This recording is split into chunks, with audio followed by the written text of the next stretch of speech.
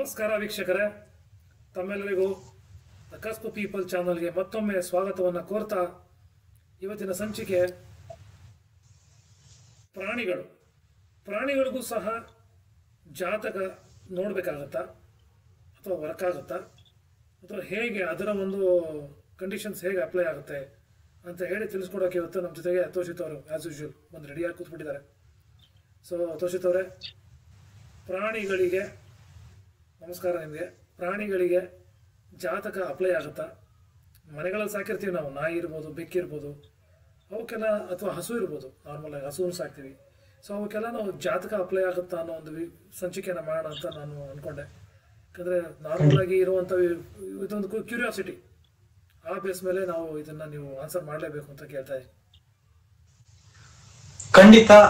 ಭೂಮಿ ಮೇಲೆ ಇರ್ತಕ್ಕಂಥ ಸಕಲ ಜೀವಿಗಳಿಗೂ ಕೂಡ ಅವುಗಳ ಮೇಲೆ ಕೂಡ ಪ್ಲಾನೆಟರಿ ಇನ್ಫ್ಲೂಯೆನ್ಸಸ್ ಇದೆ. ನೋಟ್ ಮಾಡ್ಕೊಳ್ಳಿ, ಭೂಮಿ ಮೇಲೆ ಇರ್ತಕ್ಕಂಥ ಎಲ್ಲಾ ತರದ ಜೀವಿಗಳು, ಸಕಲ ಜೀವಿಗಳಿಗೂ ಕೂಡ ಪ್ಲಾನೆಟರಿ ಇನ್ಫ್ಲೂಯೆನ್ಸಸ್ ಇದೆ.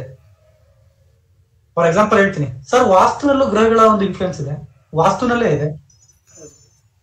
ಪ್ರಾಣಿಗಳು ದೊಡ್ಡ ವಿಚಾರ ಆಯ್ತು, ವಾಸ್ತುವಿನಲ್ಲೇ ಪ್ಲಾನೆಟರಿ ಇನ್ಫ್ಲೂಯೆನ್ಸಸ್ ಇದೆ. ಫಾರ್ ಎಕ್ಸಾಂಪಲ್ ದಕ್ಷಿಣ ದಿಕ್ಕು ಅಂದ್ರೆ ಮಂಗಳ ಅಂತ ಹೇಳ್ತೀವಿ, ನೈಋತ್ಯ ದಿಕ್ಕು ಅಂದ್ರೆ ರಾಹು ಅಂತ ಕರಿತೀವಿ.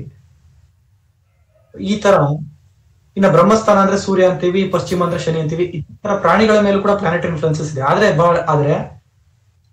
ಪ್ರಾಣಿಗಳಿಗೆ ಕಾನ್ಶಿಯಸ್ನೆಸ್ ಇಲ್ಲ, ಮನುಷ್ಯನಿಗೆ ಇರ್ತಕ್ಕಂಥ ಕಾನ್ಶಿಯಸ್ನೆಸ್ ಅವಕ್ಕಿಲ್ಲ. ಇಷ್ಟೇ ವ್ಯತ್ಯಾಸ. ನಮಗೆ ಬುದ್ಧಿ ಇದೆ, ಸ್ವಂತ ಥಿಂಕ್ ಮಾಡ್ತಕ್ಕಂಥ ಒಂದು ವಿಚಾರ ಇದೆ, ಅವುಗಳಿಗೆ ಅದಿಲ್ಲ. ನಮಗೆ ಎಕ್ಸ್ಪೆಕ್ಟೇಷನ್ ಇದೆ, ನಮಗೆ ಡಿಸೈರ್ ಇದೆ, ಅದಕ್ಕೆ ಕರ್ಮಫಲ ಇದೆ.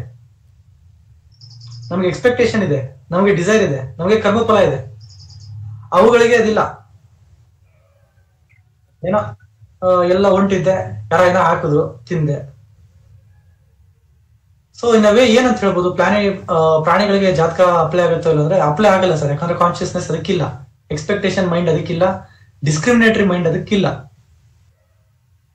ಆದರೆ ಏನಾಗತ್ತೆ ಅಂದ್ರೆ, ಹುಟ್ಟಿರ್ತಕ್ಕಂಥ ಒಂದು ವಿಚಾರ, ಕೆಲವೊಂದು ಪ್ರಾಣಿಗಳು ನೀವು ಅಬ್ಸರ್ವ್ ಮಾಡಬಹುದು, ಮನೇಲಿ ಮಕ್ಕಳು ಸಾಕ್ತಂಗ್ ಸಾಕಿರ್ತಾರೆ ಪ್ರಾಣಿಗಳನ್ನ. ಆ ಬೆಕ್ಕನ್ನಂತೂ ಚಿಕ್ಕ ಪಾಪು ತರ ಸಾಕಿರ್ತಾರೆ,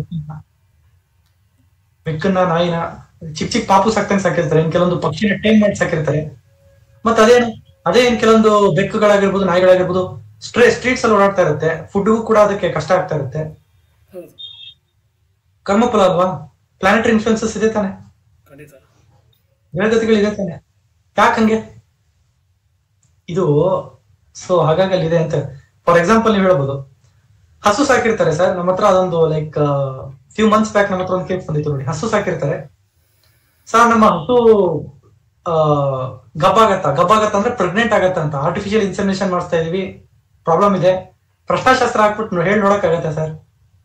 KP ಹೊರ ಸಿಸ್ಟಮ್ ಅಲ್ಲಿ ನಾವು ಒಂದು ಪ್ರಾಣಿಗಳ ಬಗ್ಗೆ ನಾವು ತಿಳ್ಕೋಬೇಕು. ಆಕ್ಟ್ ಆಗುತ್ತೆ. ಯಾಕಂದ್ರೆ ಅದನ್ನ ನಾವ್ ಏನ್ ಮಾಡ್ತಾ ಇದೀವಿ, ಅದರಿಂದ ಮಿಲ್ಕ್ ಪ್ರಾಡಕ್ಟ್ಸ್ ಫೀಡ್ ಮಾಡ್ತೀವಿ. ಅದಕ್ಕೆಲ್ಲ ಒಂದು ಇನ್ಫೆಕ್ಷನ್ ಆದ್ರೆ ಲೈಕ್ ಅದನ್ನ ಕಂಡುಹಿಡಿಬಹುದು. ಬಟ್ ಆದ್ರೆ ಪ್ರಾಣಿಗಳಿಗೆ ಇದಾಗತ್ತ ಅಂದ್ರೆ ಅದಕ್ಕೆ ಡಿಸ್ಕ್ರಿಮಿನೇಟರಿ ಮೈಂಡ್ ಇಲ್ಲ, ಅದಕ್ಕೆ ಎಕ್ಸ್ಪೆಕ್ಟೇಷನ್ ಇಲ್ಲ.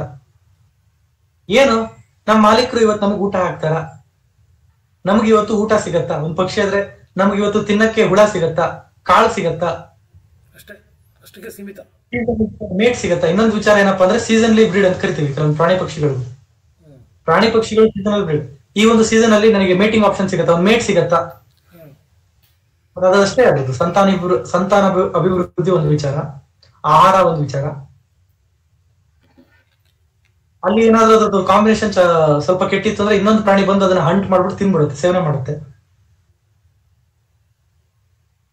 ಓಕೆ, ಸೊ ವಿಚಾರ ಏನಪ್ಪಾ ಅಂದ್ರೆ ಆಹಾರ.